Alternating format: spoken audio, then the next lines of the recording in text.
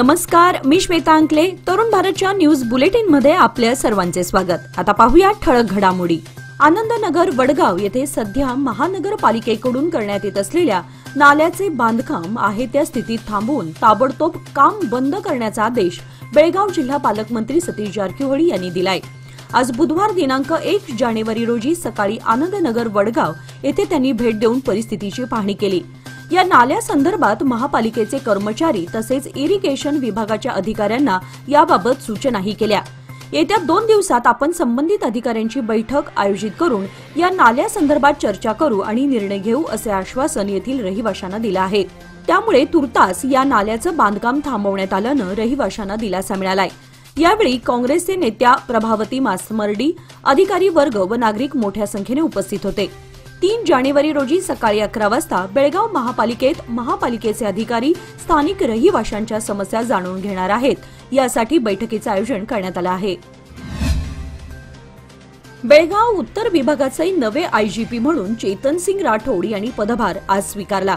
कायदा व सुव्यवस्था अबाधित राखण्यास प्राधान्य दिले जाईल असे पदभार स्वीकारल्यानंतर चेतन सिंग राठोड यांनी बोलताना म्हटलं.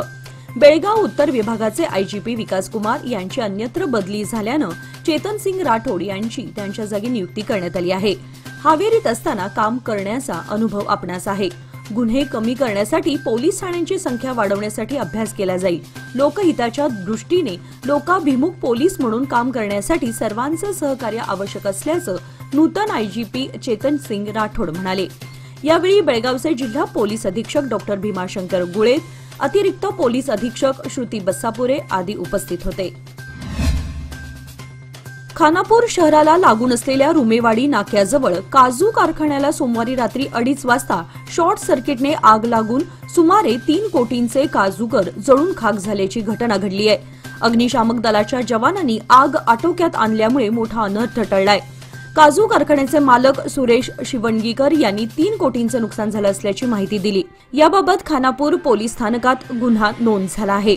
मंगळवारी सकाळी पोलीस निरीक्षक सुदर्शन पट्टणकुडी, उपनिरीक्षक MB बिरादार, हेस्कॉमचे अधिकारी नागनूर, तहसीलदार प्रकाश गायकवाड तसेच तलाठी अग्निशमन दलाचे अधिकारी यांनी घटनास्थळी भेट देऊन पाहणी केली.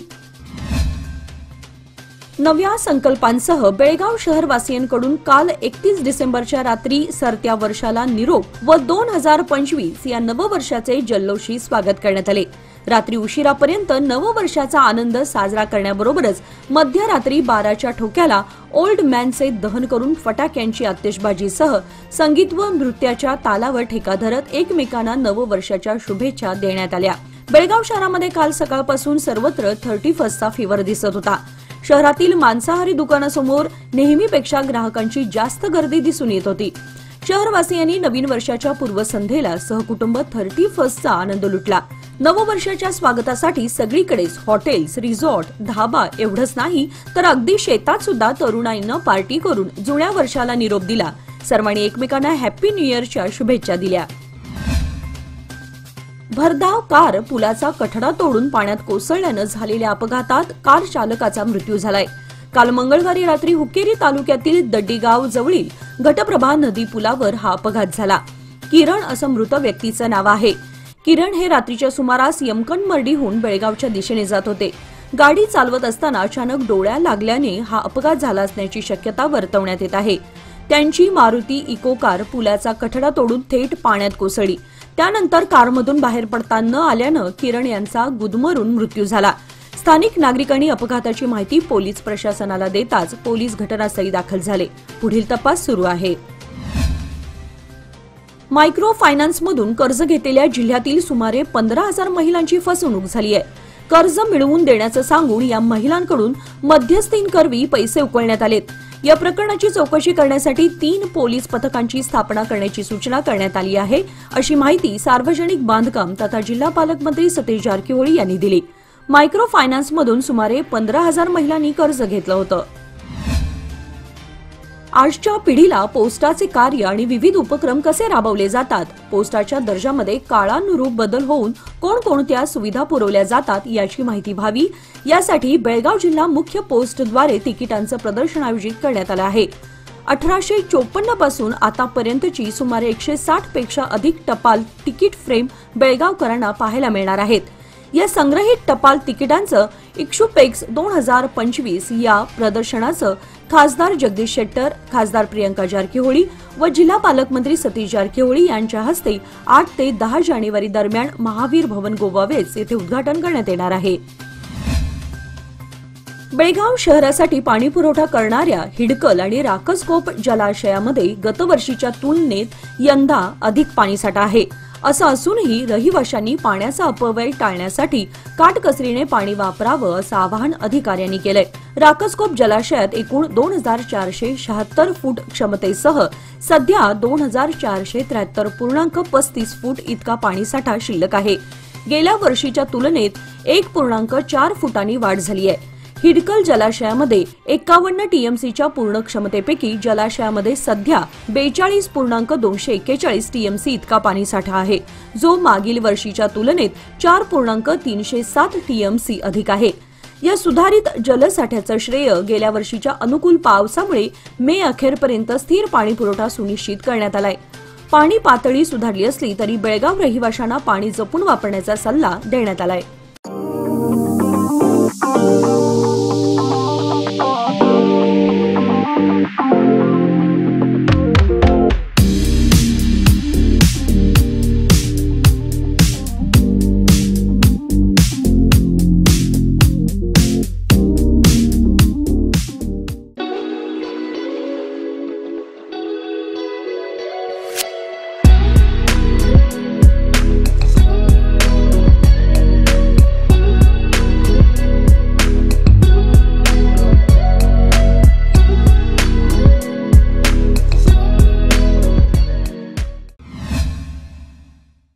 बेळगावात नववर्षाच्या मुहूर्तावर राज्याचे सार्वजनिक बांधकाम व बेळगाव जिल्हा पालकमंत्री सतीश जारकीहोळी यांच्या हस्ते भूमिपूजन करण्याद्वारे नवी गल्ली शहापूर या रस्त्याच्या नूतनीकरण म्हणजेच सिमेंट काँक्रिटीकरण करण्याच्या कामाचा आज बुधवारी सकाळी मोठ्या उत्साहात शुभारंभ करण्यात आला।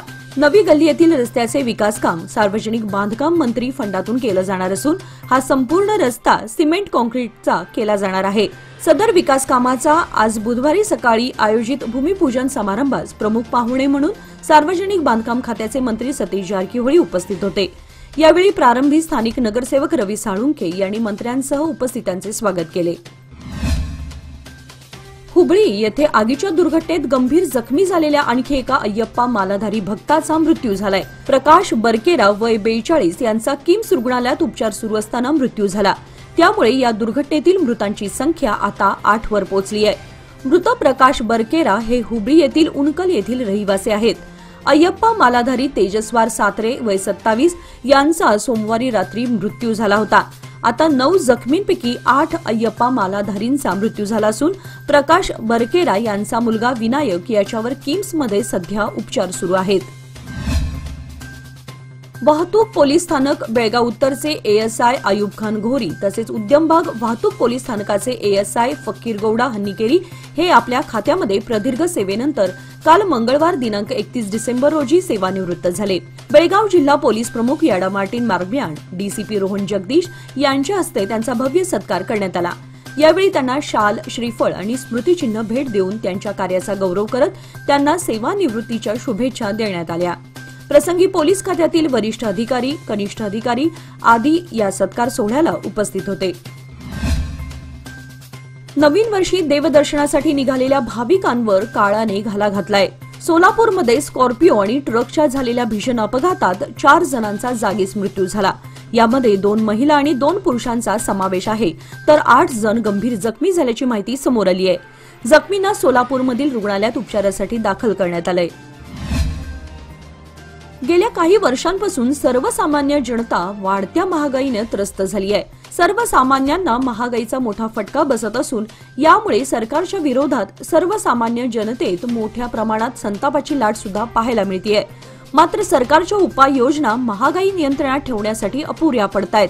दरम्यान महागाईने होरपळलेल्या जनतेची चिंता वाढवणारी बातमी समोर आली आहे। ती म्हणजे गेल्या काही महिन्यांमध्ये खाद्यतेलाचे भाव तब्बल 30% वाढलेत। यामुळे सर्वसामान्यांची फोडणी महाग झाली असून सर्वसामान्य गोरगरीब जनतेच्या खिशाला मोठ्या प्रमाणात कात्री लागत आहे। अन्न, वस्त्र आणि निवारा या मानवाच्या मूलभूत गरजा आहेत, पण वाढत्या महागाईमुळे या मूलभूत गरजा देखील आता पूर्ण करताना अगदीच तारेवरची कसरत करावी लागतीये। एकीकडे शेतकऱ्यांनी विविध मागण्यांसाठी दिल्ली बॉर्डरवर आंदोलन सुरू केलेलं असताना दुसरीकडे केंद्राने नव्या वर्षाच्या सुरुवातीला मोठं गिफ्ट जाहीर केलंय। केंद्र सरकारच्या कॅबिनेटमध्ये अनेक महत्त्वाचे निर्णय घेण्यात आलेत।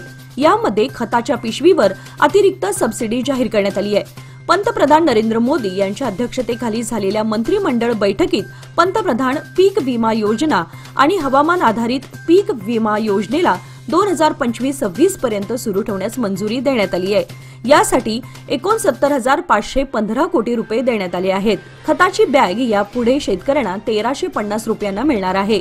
आंतरराष्ट्रीय बाजारातील वाढलेल्या किमतीपासून शेतकऱ्यांना दिलासा देण्यासाठी हा निर्णय घेण्यात आला असून यासाठी 3,850 कोटी रुपयांचा निधी देण्यात आलाय।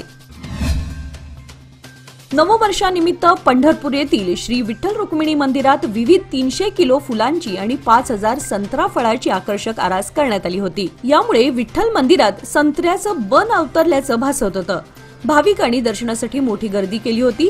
श्री विठ्ठल गाभारा, रुक्मिणी गाभारा आणि संत नामदेव पायरी येथे 300 किलो फुलांचा आणि 5,000 संत्र्यांचा वापर करून मनमोहक आणि आकर्षक अशी सजावट झेंडू, शेवंती, तोरण, कमानी आदींनी सजवण्यात आली होती।